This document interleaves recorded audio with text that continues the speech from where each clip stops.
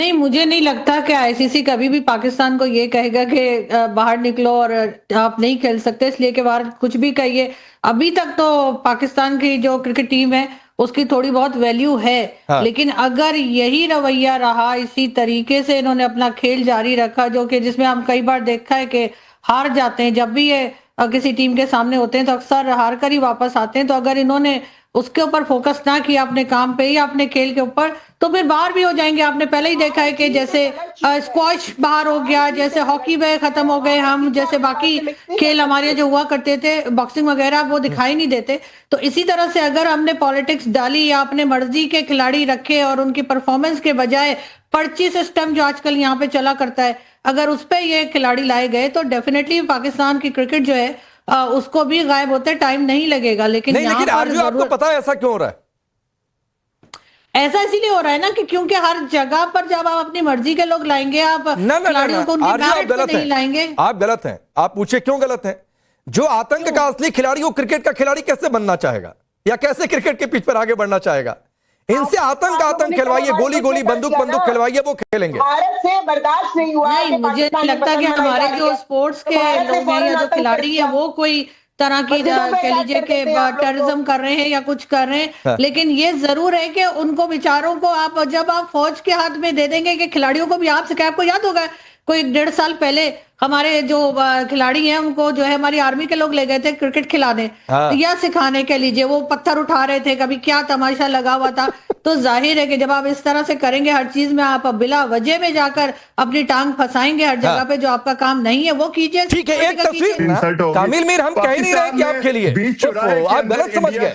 India के साथ कामिल मीर, पाकिस्तान के साथ मैं बिल्कुल नहीं कह रहा हूं आपके लिए, मैं तो कह रहा हूं आप बैकआउट खेलिए, मेरी बात दिखिएगा नहीं मैदान पर।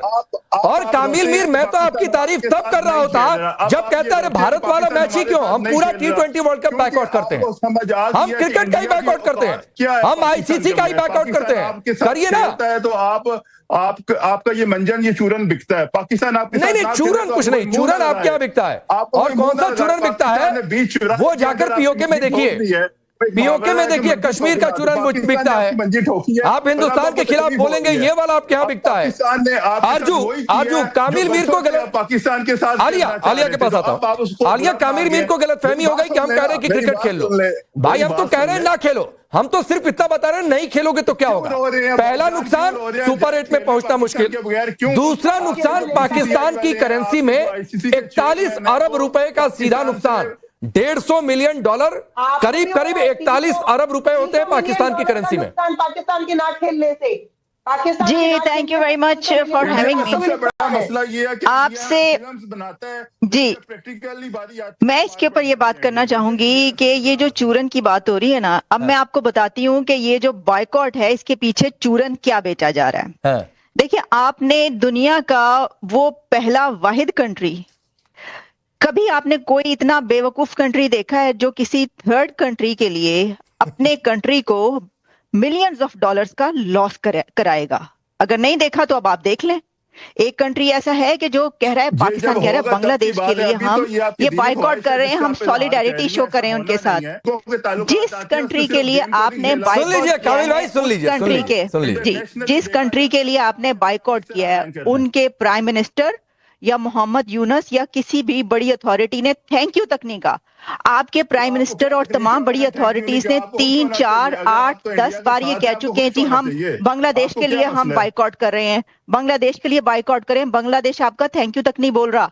कितने शर्म की बात है।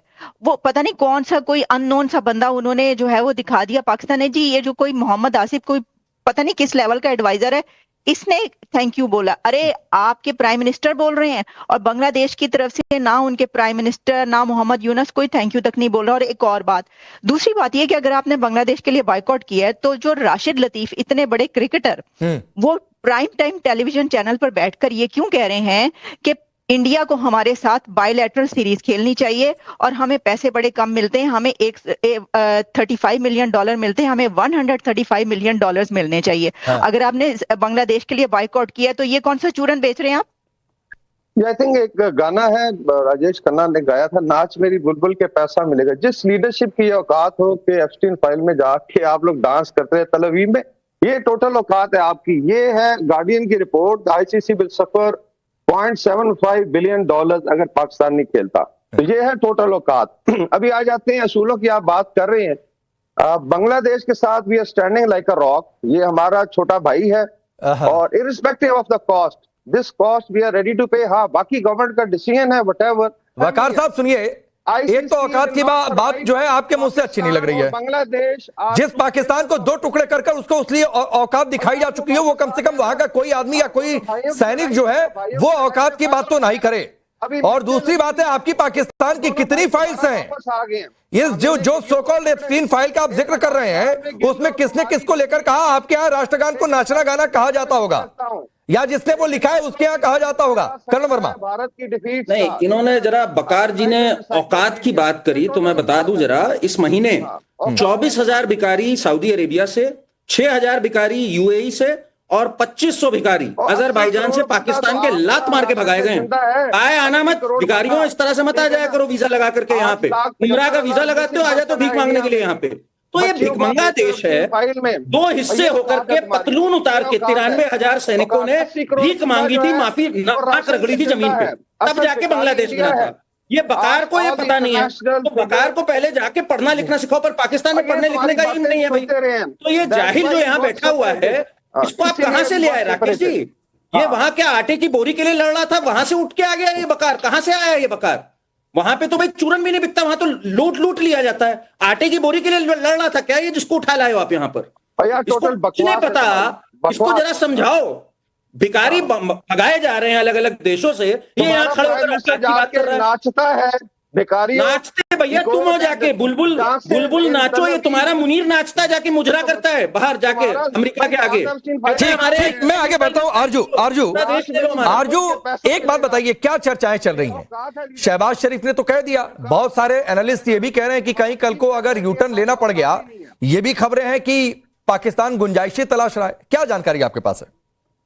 देखिए, मैंने तो यही सुना है कि भाई यू टर्न तो हम लेंगे, मैच तो होगा और पाकिस्तान खेलेगा भी, क्योंकि ये जो इतना लंबा चौड़ा फाइन है वो देने की ना तो हमारी हैसियत है और ना ही हमें देना चाहिए, जब हमारे पास कुछ है ही नहीं। जो बचा कुछ है क्या, वो भी हम फाइन में दे देंगे। तो ऐसा आप लोग बिल्कुल खुश मत हो, और करण तो बिल्कुल ही खुश ना हो। करण, हम लोग खेलेंगे, बिल्कुल डेफिनेटली खेलेंगे, लेकिन जीतेंगे या हारेंगे वो मैं कुछ नहीं कह सकती, क्योंकि हमारी टीम अक्सर आपकी टीम के आगे हार जाती है। लेकिन ये जरूर है कि मैदान में उतरेंगे, मुकाबला करेंगे, और मुझे नहीं लगता कि हमारा ये जो बाइकआउट है ये ज्यादा लंबे अरसे चलने वाला है। अच्छा आरजू, एक बात बताइए आरजू, आपको क्या लगता है कि हम लोग किससे ज्यादा खुश होंगे, पाकिस्तान को हराकर या पाकिस्तान बाहर रहे ना खेले? तो मेरा ख्याल है आप लोग खेल के और हरा के ज्यादा खुश होंगे, बजाय से कि हम बाहर बैठे रहे उससे खुश होंगे। भारत की बी टीम है। नहीं, लेकिन कर्नल वर्मा, मैं तो कह रहा हूं कि मैं दोनों में खुश हो जाऊंगा। ये बिठाएंगे बीबियां। अगर खेल लिया तो हरा के खुश होंगे, और यूटर्न ले लिया इस बात को बता के खुश होंगे। अच्छा, नहीं खेले तो भी खुश होंगे कि कंगाली में आटा गीला हो गया। नाच मेरी बुलबुल। देखिए क्या है ना, पाकिस्तान में सुसाइड बॉम्बिंग का एक कल्चर रहा है। हाँ। तो ये यहाँ पर सिर्फ सुसाइड बॉम्बिंग नहीं है, हाँ। यहाँ पे भी इन्होंने सुसाइड कर रखा है। हाँ। ऐसी चीज कर दी है कि हमारा फायदा ही है दोनों तरफ से। आपने बिल्कुल सही कहा। हाँ। और सुमैला जी ने एक बात कही, बहुत सही बात कही, मैं एक बात से अग्री करता हूँ सुमैला जी की। हाँ। इन्होंने कहा हमारी कोई बेइज्जती नहीं हुई इसमें। बिल्कुल सही कहा, बेइज्जती होने के लिए इज्जत होनी चाहिए सबसे पहले।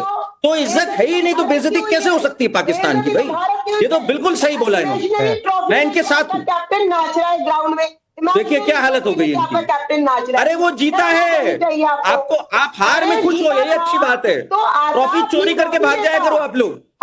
देखिए, जब चोरों जेब कतरों का एक कबीला आ जाए उसको पाकिस्तान कहा जाता है। ग्राउंड में मजाक आपने उड़वाया भाई, आपने मजाक उड़ाया हमारा। अरे हम जीते हुए हैं, जीते हुए लोगों का मजाक नहीं उड़ता, जीते हुए लोग सेलिब्रेट करते हैं, आपकी तरह नहीं है। देखिए ये कौम इतना हारी है राकेश, इनको पता ही नहीं जीत क्या होती है। ये कौम हारी हुई है टोटल, इन्हें पता ही नहीं है जीत का स्वाद क्या होता है। ये इन्हीं सब उल्टी सीधी हरकतों में खुश रहते हैं। देखो आप बोलो, सुमैला आप बोलो, आ चुके हैं। आपको जब जीतने को नहीं मिलता आप बोलो, भड़ास निकालो। भड़ास उन्होंने निकालो भी और कागज करो। पोस्ट दी है आपको, पर जो थूकना था पूरी दुनिया ने थूक दिया 10 मई को। आप कभी मुंह दिखाने के अभी काबिल नहीं आपको रहे। खरीद के बेच सकते हैं, हमारी ऐसी सुमेला एक मिनट करण भिखारी सुमेला बनाया जा रहा है। सुनिए एक तो क्या है, किन शब्दों का इस्तेमाल टेलीविजन पर कैसे करना चाहिए शायद आप लोगों को सेंस नहीं है। जहां पर पूरा यूरोप आकर डील करके चला गया, जिस ट्रंप ने आपको आईना दिखा दिया कि हटो हटो, तुमसे डील ही नहीं करनी, हट जाओ किनारे, हटो जाओ, बस वो गुलामी करो, वो अमेरिका यहां पर डील करके आ गया, उसका एक प्रीमियर जो प्राइमरी मसौदा है वो भी सामने आ गया। तो मत कहिए कौन किसके आगे थूक रहा है, कौन किसको सिर आंखों पर बिठा रहा है, वो दुनिया देख रही है। लेकिन आलिया ये इतनी बेचैनी क्यों है? पहले मैंने वकार खान को सुना, अभी सुमैला को देखिए, ये लगातार इनके शब्दों